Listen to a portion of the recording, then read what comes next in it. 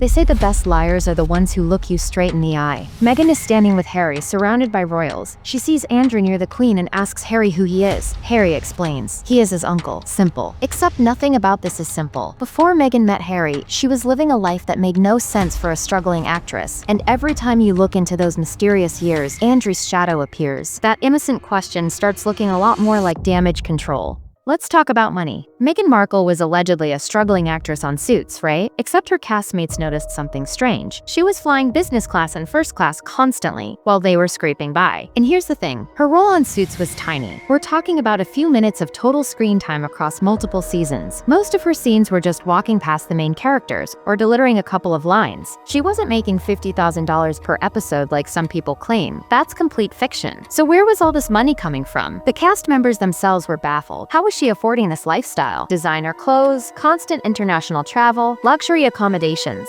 None of it made sense for someone who was basically a background character on a cable show. She spent more time in New York and traveling abroad than she did on set in Toronto. That's not the schedule of someone building an acting career. That's the schedule of someone with a completely different source of income. Rewind to Northwestern University. Meghan joined a prominent sorority, and if you know anything about that particular chapter, you know its reputation. And here's where it gets interesting. There's a name you need to remember: Johan Eliash, Swedish billionaire, one of Prince Andrew's closest friends. Now, according to one of Meghan's sorority sisters, she disappeared for a while in 2001, just took off from university. When she came back, she was bragging about going to Thailand with some very wealthy people. Nobody believed her at the time, except here's the problem. Prince Andrew was in Thailand in 2001 with Johan Eliash, with Epstein and Ghislaine Maxwell. There are photographs. They were all there together on the island of Phuket. So when Meghan claims she went to Thailand with billionaires that same year, you start to wonder. But that wasn't the whole story. After her internship in Argentina in 2002, something strange happened. US Embassy internships have strict rules. When you finish, you're required to return immediately to your university and stay there for at least 3 months before going anywhere else. It's mandatory. Meghan didn't do that. Instead, she flew directly from Buenos Aires to Spain for a 3-month study abroad program. The university's own website confirms it. But here's what's bizarre. Meghan never talks about this, ever. She mentions Argentina constantly, even though she was only there 5 weeks.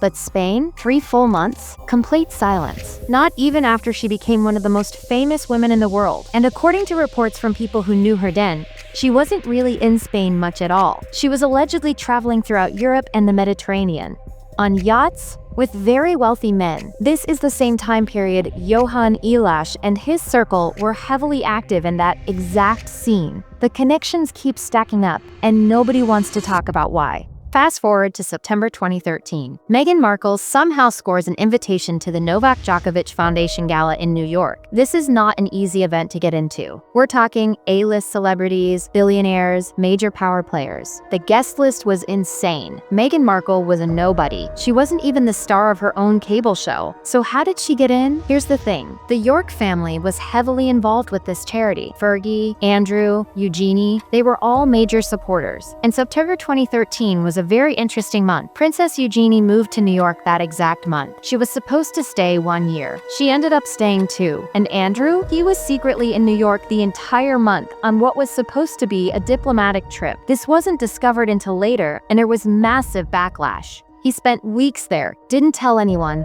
brought his security detail on the public's dime. The trip records were eventually sealed. But here's what we know.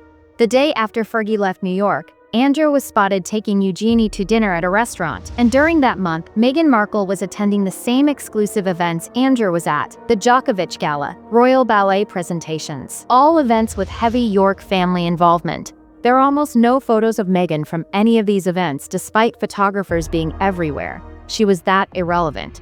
But she was there, and so was Andrew.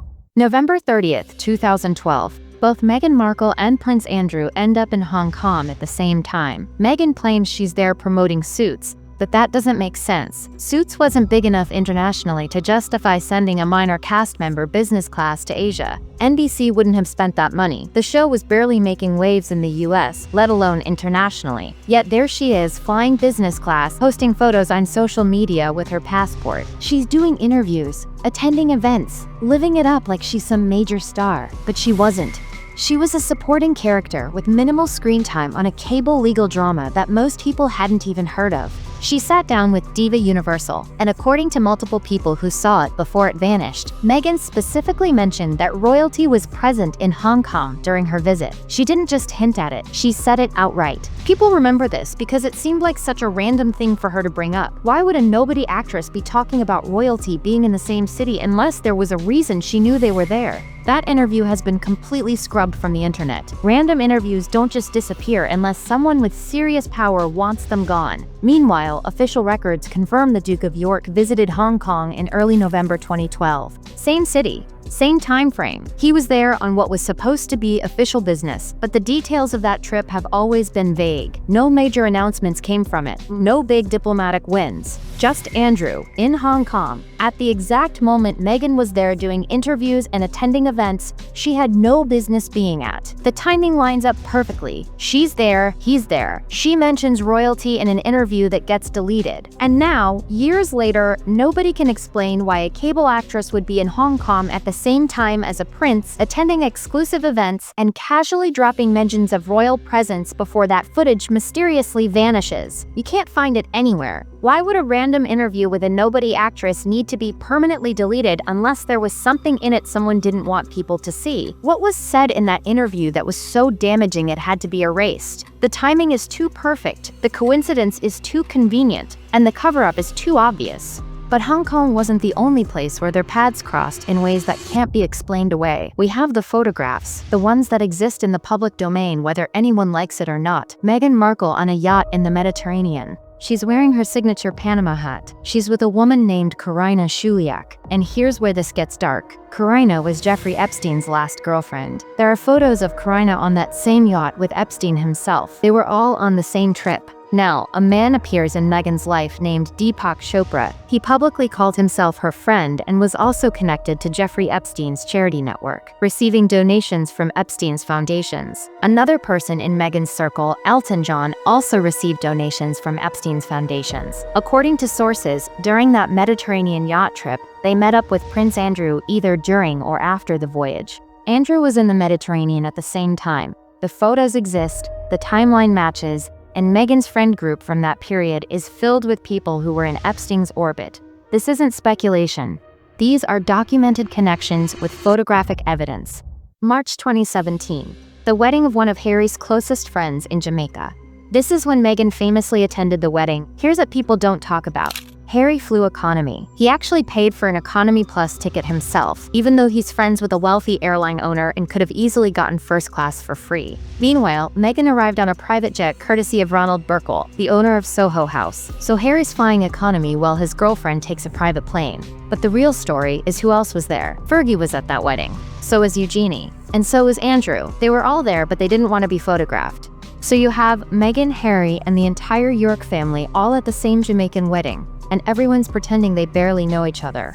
This is after years of showing up at the same events, the same cities, the same exclusive gatherings, and they want us to believe these were all just coincidences. Let's lay out what we actually know. In 2001, Meghan disappears from university, claims she went to Thailand with billionaires. Andrew was in Thailand that year with Johan Eliash and Epstein. In 2002, she breaks embassy internship rules to spend 3 months in Spain that she never discusses. No host family ever comes forward. Reports say she was yachting around the Mediterranean during this time. September 2013, she's in New York at exclusive events tied to the York family. Andrew is secretly there the entire month. Eugenie moves there that same month. November 2012, both Meghan and Andrew in Hong Kong. Her interview mentioning royalty gets erased. She's photographed on yachts with Epstein's girlfriend. Her friend Deepak Chopra received money from Epstein's charities. Jamaica 2017, entire York family present but hiding from cameras. And through all of this, there's Johan Eliash, the Swedish billionaire who connected Andrew to Thailand, who frequented Meghan's sorority, who attended royal weddings and stayed close to the family. He's the thread that runs through everything. Here's what nobody can answer. How does a struggling actress with 134 minutes of screen time afford constant international travel in business class? How does she get into exclusive events she has no business attending? Why does she never mention a 3-month study above program that any actress would brag about? Why do her travels and Andrew's travels keep overlapping in the same cities at the same times? And why, when she's standing next to the Queen with Andrew right there, does she ask Harry who that is? Because if you didn't know him, that question makes sense.